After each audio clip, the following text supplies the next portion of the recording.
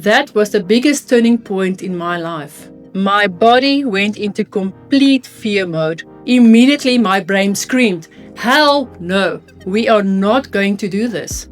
In that moment, I realized that those limiting beliefs were completely untrue.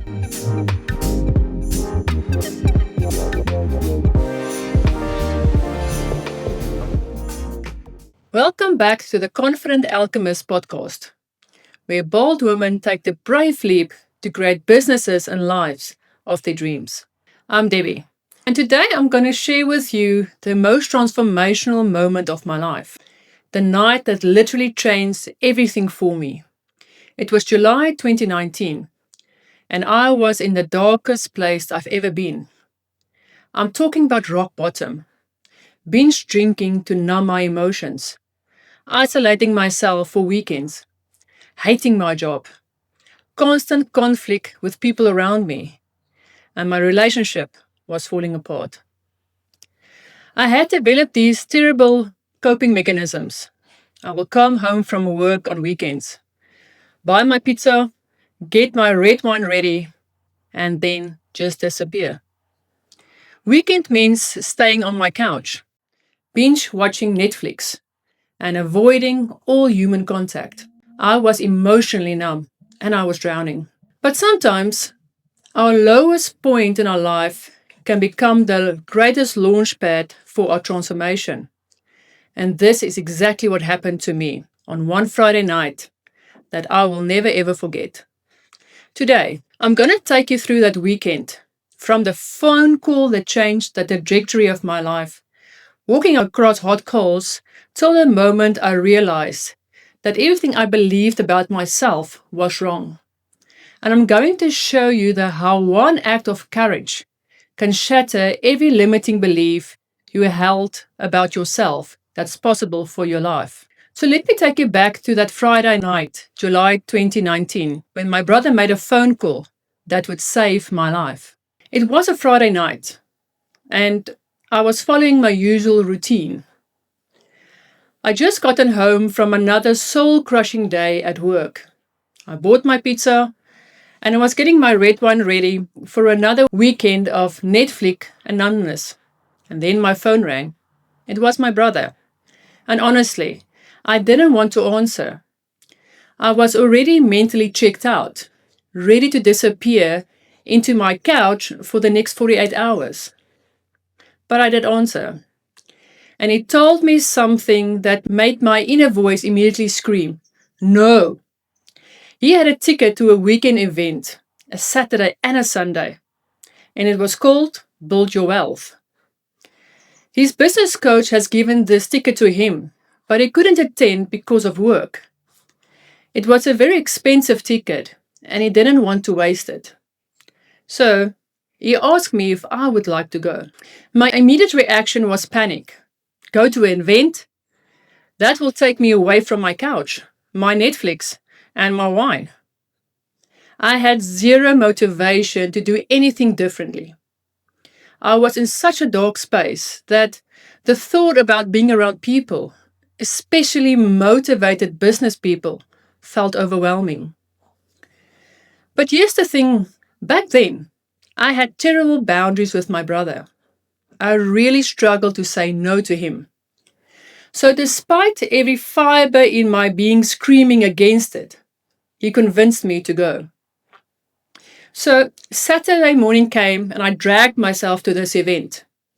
I remember walking in and feeling so out of place. Everyone looked like successful business people, smiling, networking, clearly knowing each other. And there I was, feeling like a total imposter. I didn't know anybody there except my brother's business coach, who came over and introduced himself. He asked me to sit with him and some other coaches, and that simple act of kindness probably saved my weekend.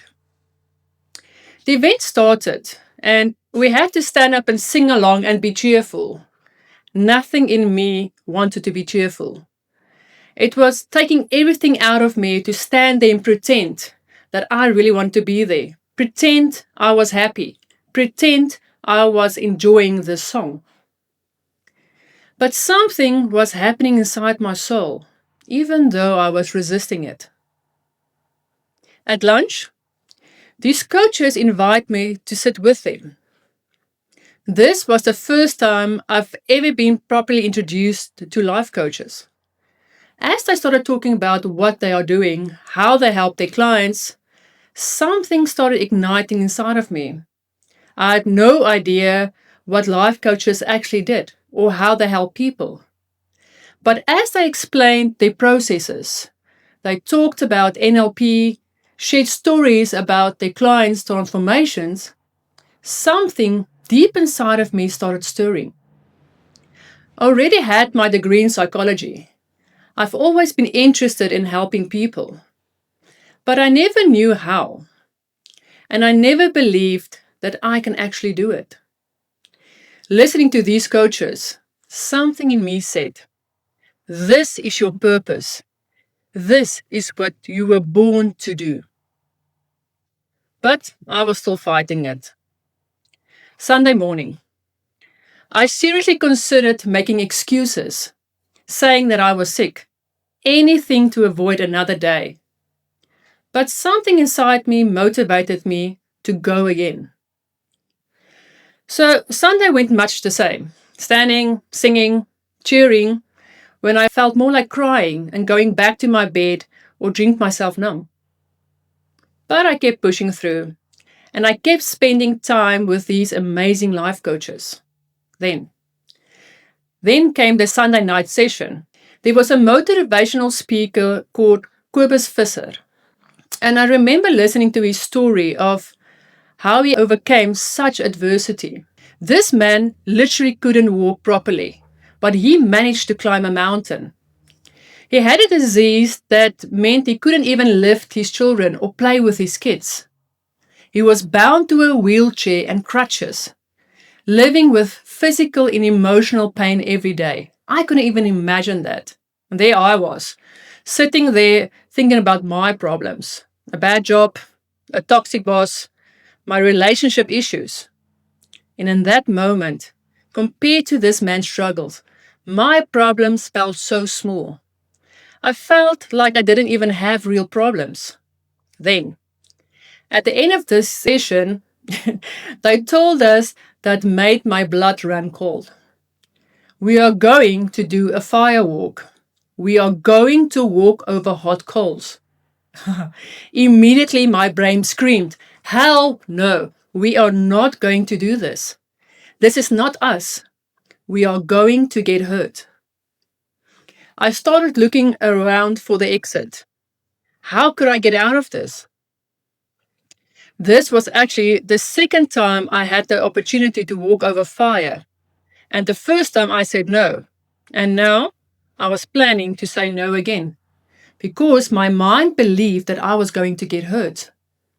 But unfortunately, or fortunately, there was no way out for me, or to turn back.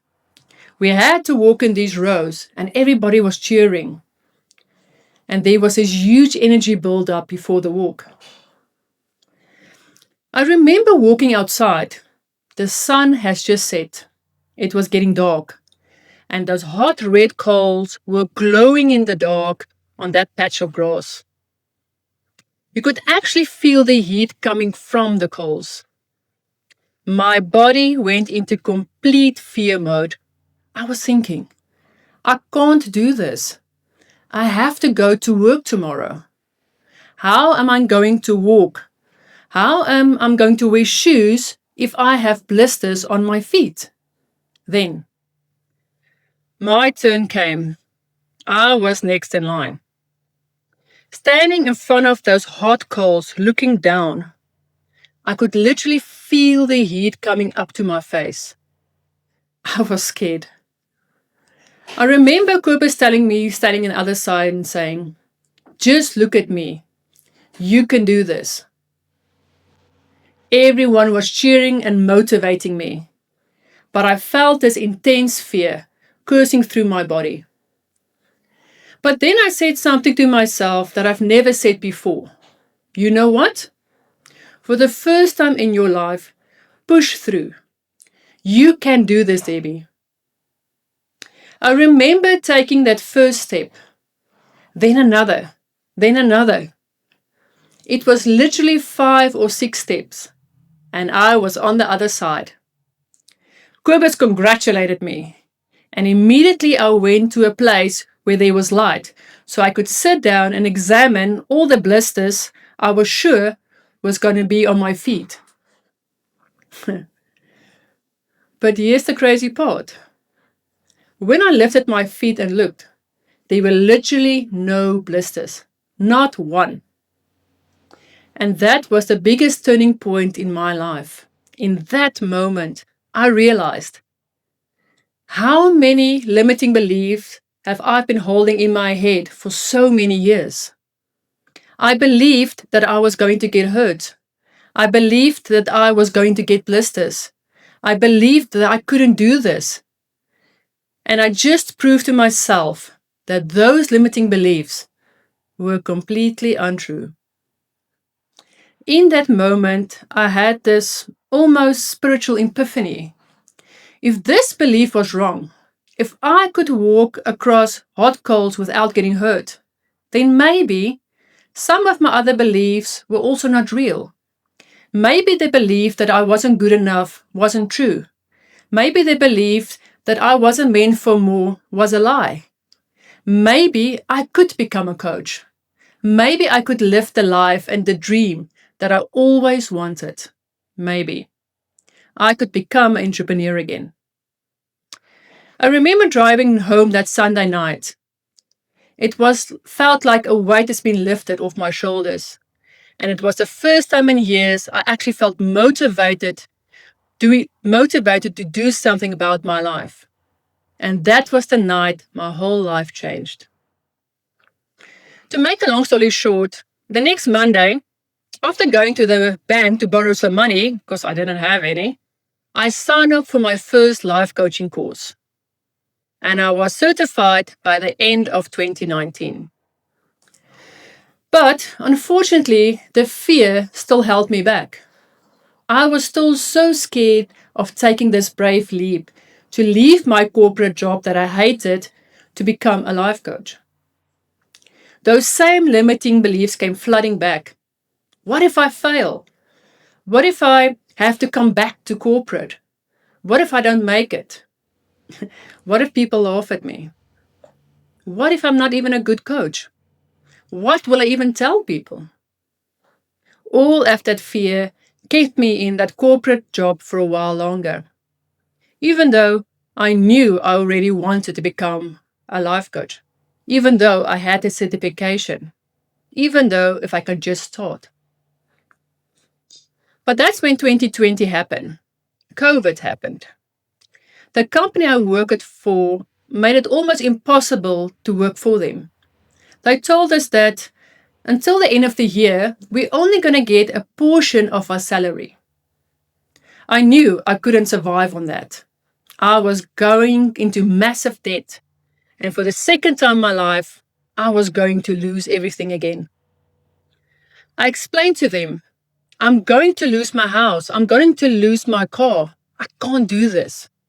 I don't expect my whole salary, but just I need enough to at least cover my expenses. I remember that sitting there on the meeting and what my MD told me, you need to do what you need to do. It was in that moment that I decided, hell no, I'm not going to do this. I am meant for so much more. My value is so much more worth. I'm bringing in so much money for this business, and this is how they treat us. I saw this as a sign from God telling me it is time to leave. Because if I stayed, I was going to be worse off anyway. So the next Monday, I resigned. And that is how my life as a coach truly began. But I'm not going to lie to you. The first 6 months weren't easy. I had no clients. I had a massive identity crisis because I didn't know who I was anymore. I wasn't a business executive manager anymore. But I also wasn't a life coach yet. That's when the true work really started. I had to change, and I had to change my mindset. My first paying client came in December 2020, and I can tell you with complete honesty, it's been 5 years since I resigned, and I'm making more money now than I made for working for that company. So yes, it is possible. You can push through the fear. You can push through the discomfort. But in the end of the day, it is really worth it. This is what I want to leave with you today. You need to believe in yourself. You need to know your own worth.